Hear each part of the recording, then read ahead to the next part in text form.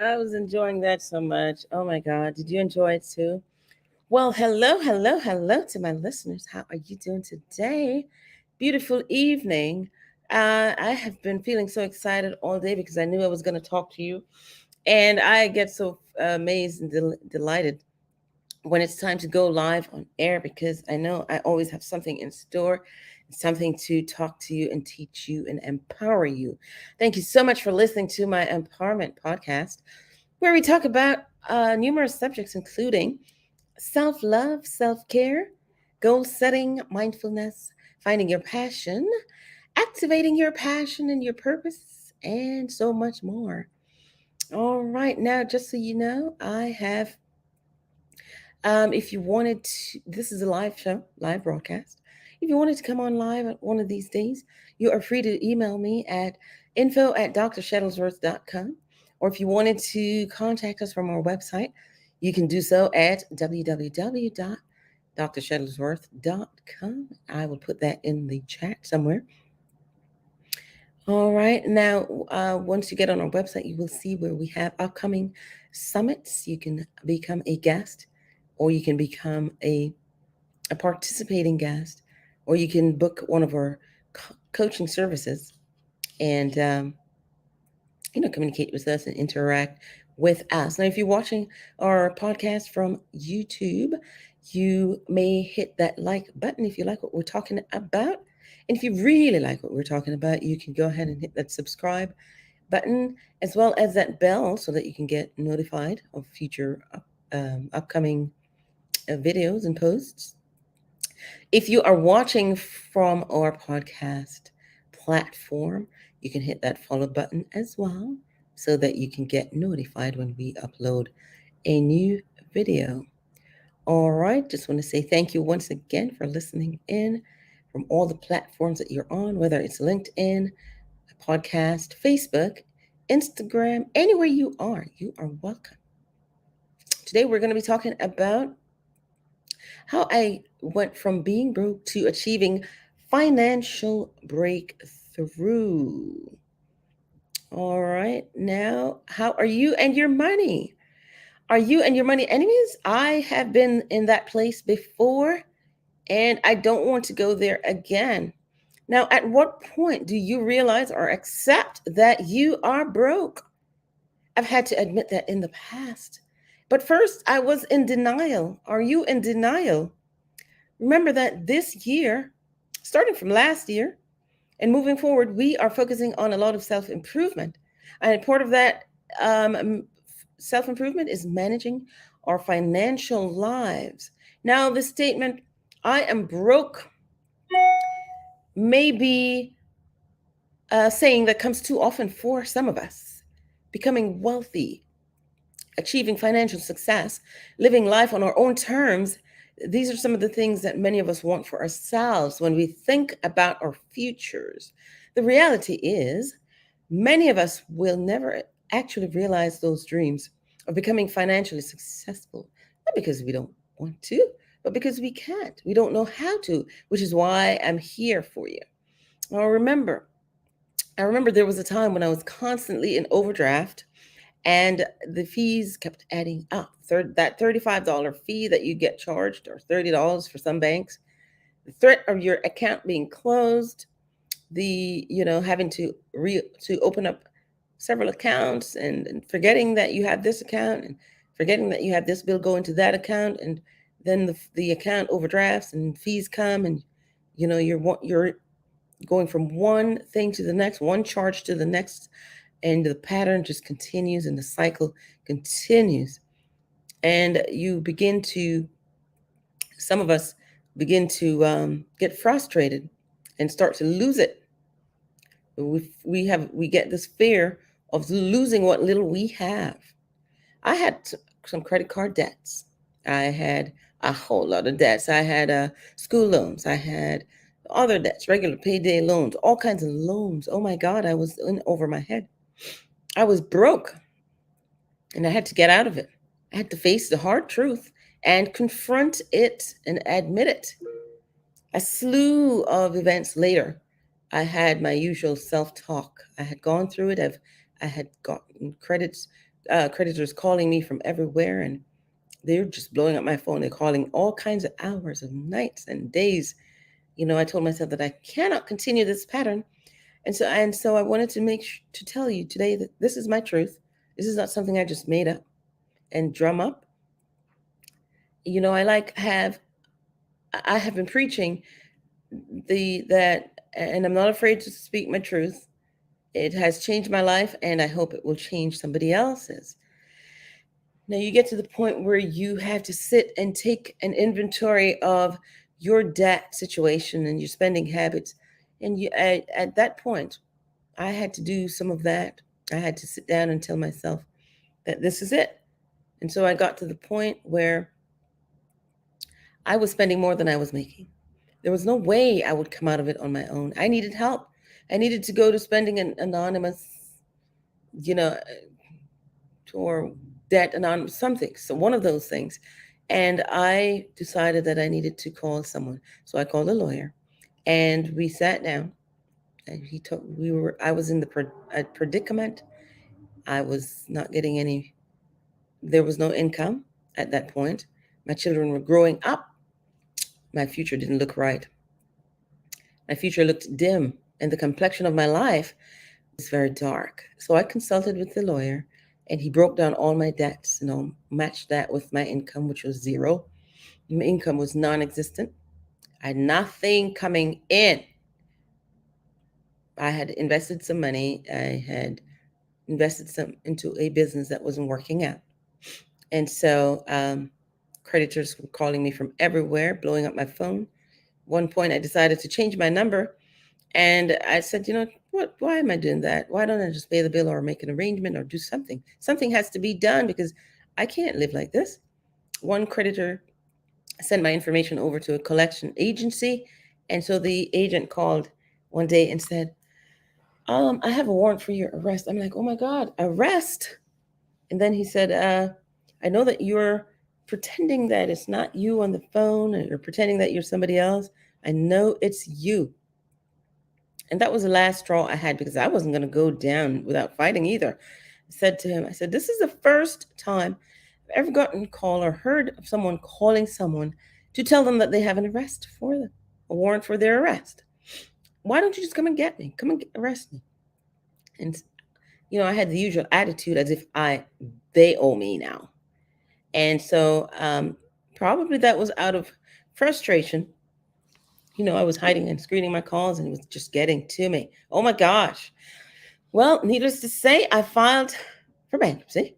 And I hate that word, the bankruptcy word. But you have to face it. You have to, sometimes you file for bankruptcy and you come out bigger and better. You turn failure into success. You turn broke into breakthrough. And so I had to make that hard decision. And once you make the decision to go file for bankruptcy, your creditors, depending on which one, your creditors can't touch you. I had a few things that I wanted to keep. I wanted to keep the car, and I wanted to keep all the other things that were not necessary. But the truck was probably not a good decision in the first place. I was working from home. Why do I need a truck of that magnitude? It was a silly decision. So I lost it eventually, lost the house. And honestly, I didn't want to lose everything, but I had to make the hard decision to stop hanging on to things that I didn't need. And we all should do that. And there was a deal breaker decision. Anyhow, after that day in court, bankruptcy court, left the courtroom a renewed person. And I know that I was given a chance to start over.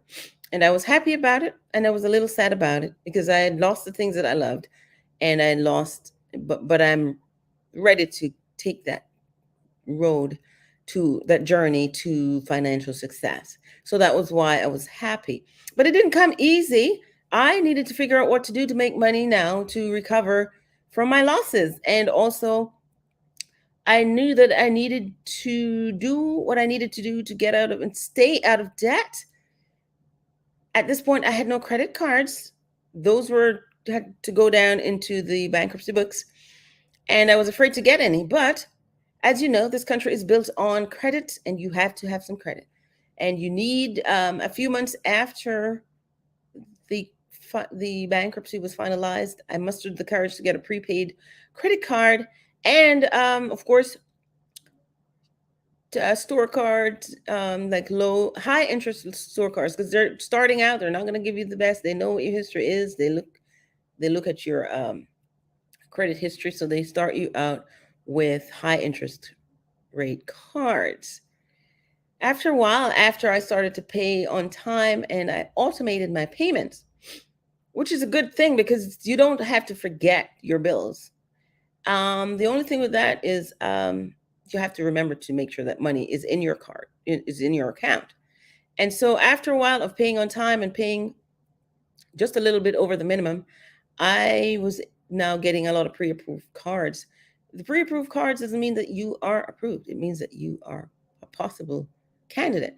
And so once you make that call to the company, they check to see if you're approved, and they give you um, a limit.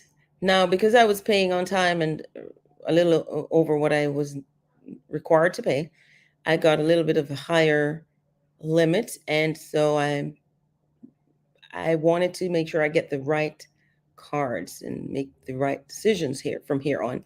So I got a store card, a Home Depot. I also got a um, this is a regular Visa or Mastercard, and I also, yes, a Visa, Mastercard, and a store card.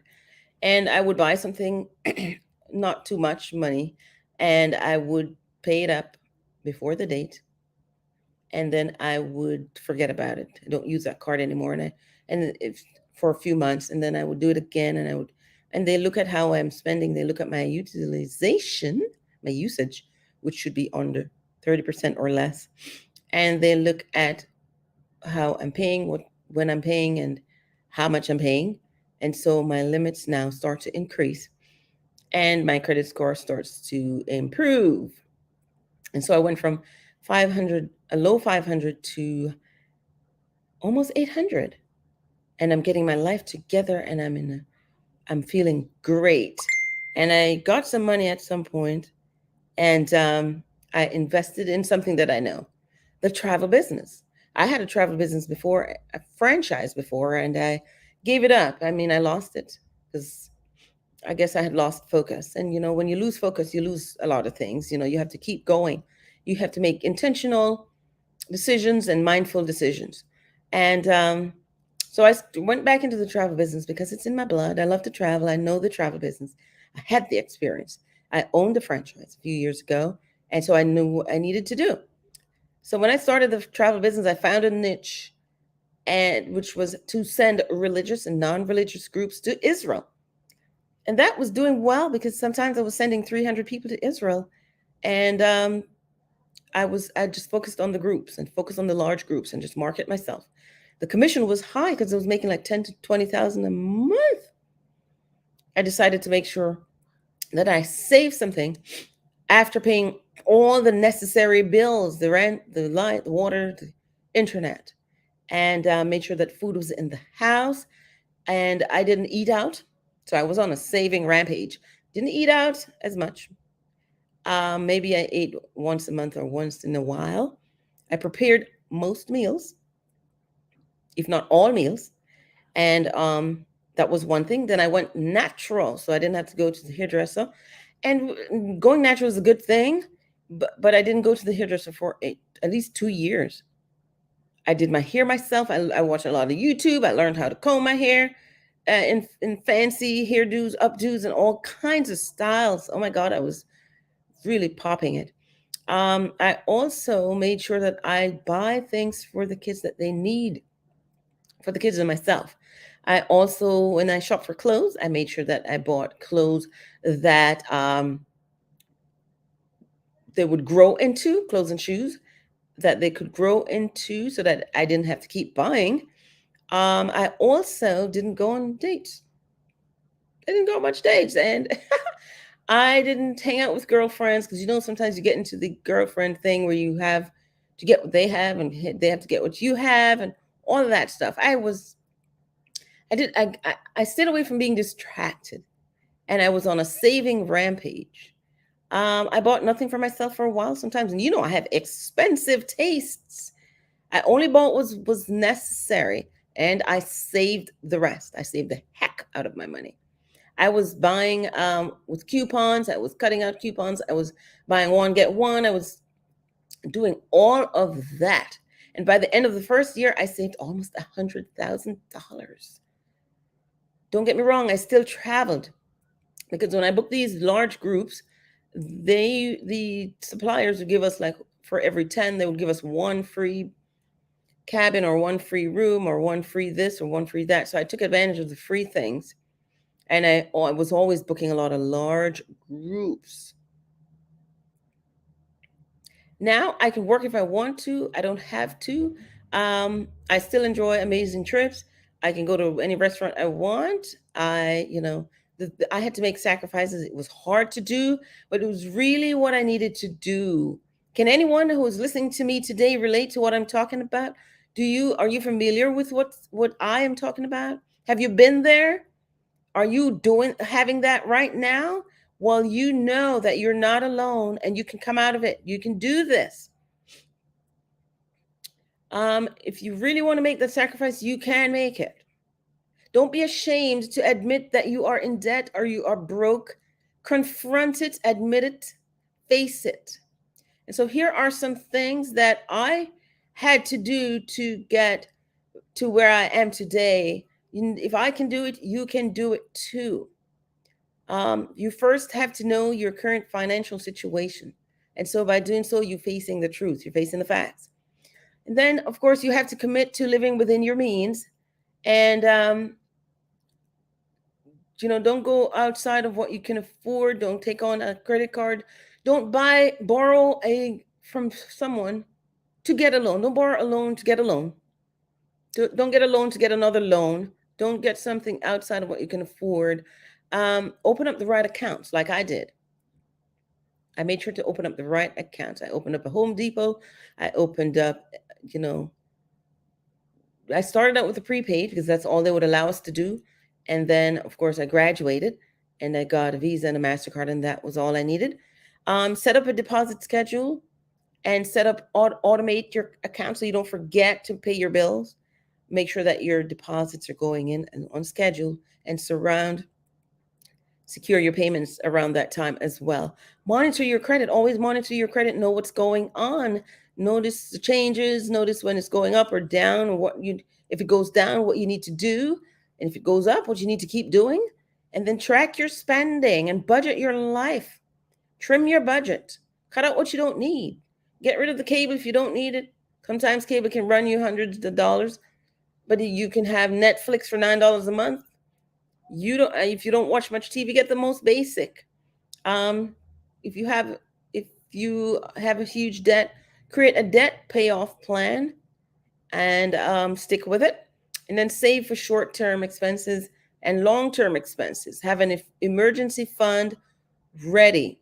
Make sure that you have money set aside for rainy day, for opportunities that may come your way.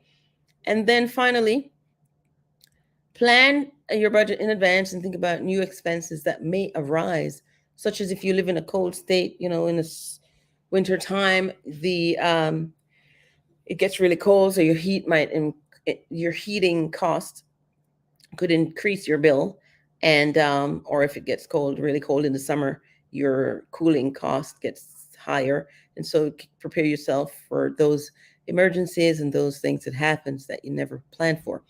All right, we've come to the end of our little talk. And so I just want to leave you with this. Anyone with the right mindset and actions can make it happen. However, if we behave in ways that don't promote our financial success, often without even realizing it, we can sabotage our financial futures. We want to ensure that we stay afloat and stay above of being broke. Ensure when you do the things that sabotages your financial futures, you are ensuring that you stay broke pretty much forever. It is important to understand that building wealth or realizing financial freedom isn't about luck, such as in winning the lottery. It doesn't just happen to some people and not to others, such as in winning the lottery. Building wealth is about putting in hard work, planning, consistency, discipline, and accountability, and very importantly, maintaining good money management skills, regardless of your current final situation or how much you currently earn. That's it for now. Thank you so much for watching and listening. And please remember that if you like my content, please hit that like button and subscribe if you want to get alerts for future video uploads, as well as hit that bell if you want to be notified. All right. Thank you so much again for watching. I truly enjoy sharing you with you and educating you on how to improve your financial situation. Until then, this is Charmaine, your empowerment coach. You have a great evening. Bye bye now.